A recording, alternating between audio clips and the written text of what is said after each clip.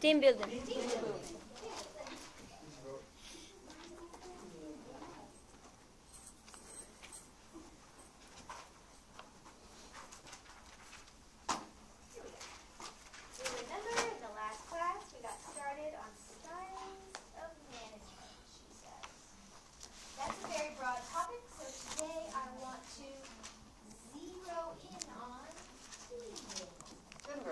Last class, we got started on styles of management.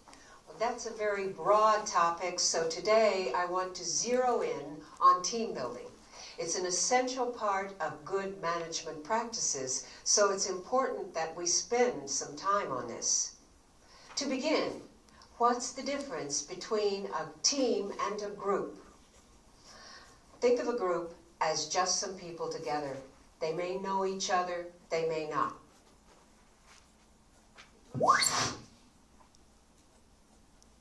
Note-taking, using abbreviations and symbols.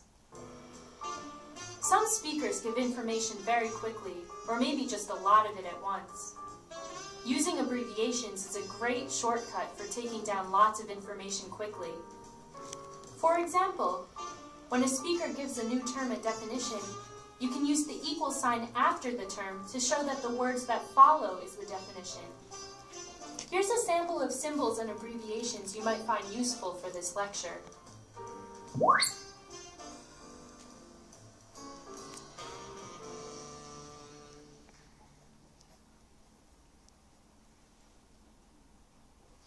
How is a team different? Here are 3 characteristics. 1, the people share a common goal. 2, they depend on each other to reach that goal. 3, together they are responsible for what the team accomplishes. Anyone who's been on a sports team knows that a new team can feel more like a group of strangers. You don't know each other, you don't know how to work together. A skillful coach, though, can make that group into a strong team. Team building in business is similar. A skillful manager knows what to do. Let's use an example. There's a company called RZ Design, an advertising company. RZ Design has just won a big contract to do an ad campaign for a cosmetics company. The work needs to be completed within 6 months. This is the team's common goal. Tina is the project manager. She's hired some new employees. She needs to pull together a strong team of both old and new employees as quickly as possible. They have to do their best work to get the campaign done on time.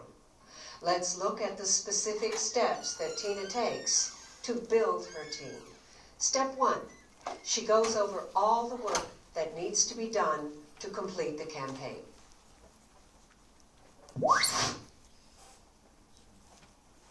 Listening, identifying steps in a process. How does the speaker introduce the first part of the team building process? Did you hear her say, step 1? When discussing a process, speakers often use expressions such as step 1, number 2, or my third point to indicate the part of a process they're addressing. Listening for these repeated signals can help you identify and note each part of the process. To stay on top of the lecture, you can write down the number of each step as soon as the speaker announces it. Then you're ready to note the details.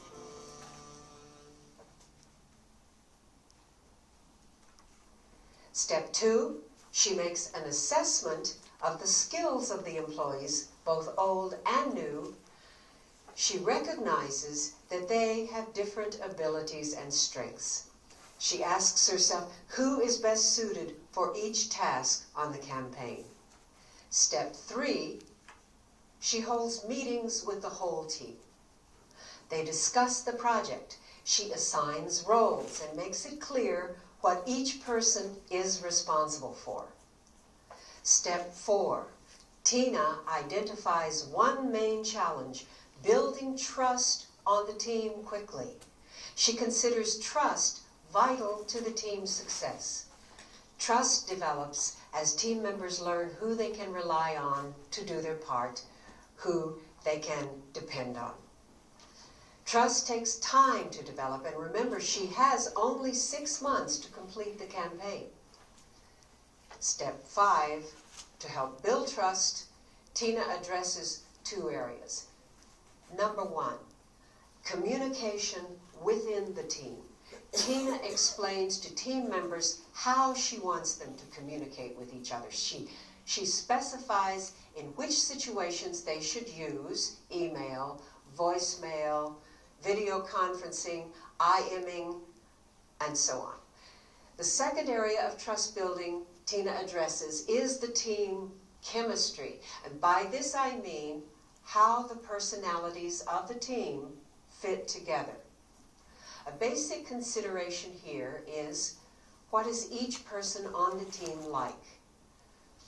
Who is efficient, fun-loving, quiet, talkative, an independent thinker, and how do they each approach work? If team members are very different, this can cause conflicts and make it difficult to build a team feeling.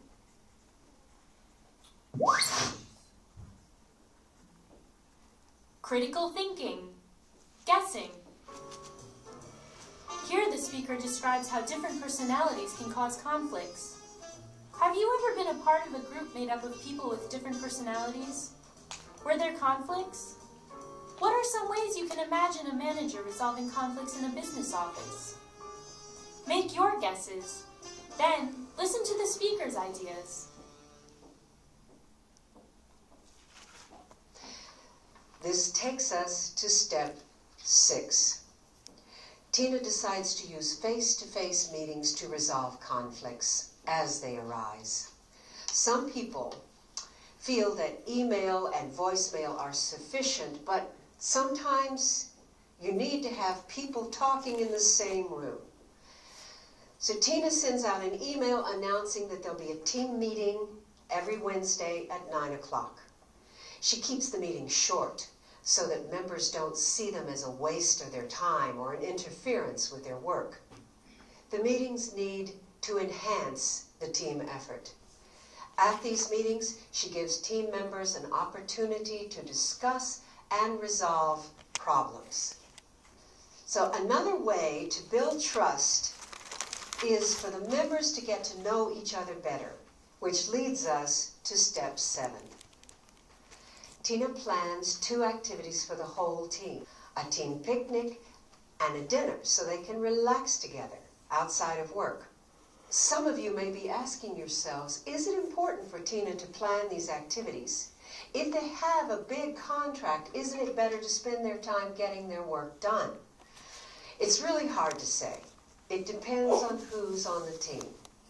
In some South American or Asian countries like Brazil or Japan, people do things to build the relationships first with the idea that the work will be better if they do.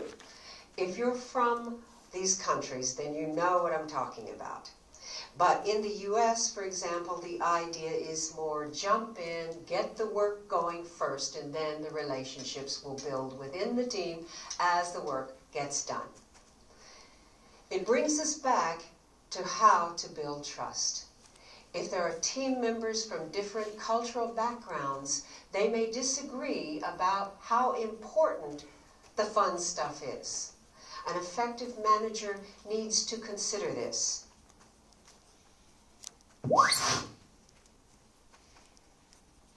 Critical thinking, inferencing.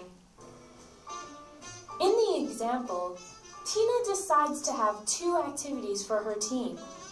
The speaker explains that, depending on where people are from, some may prefer to build relationships before they work, while others may choose to build relationships as they work. Using this information, what can you infer about members of Tina's team? Are they all American? Because Tina decided to have these activities, some team members probably aren't.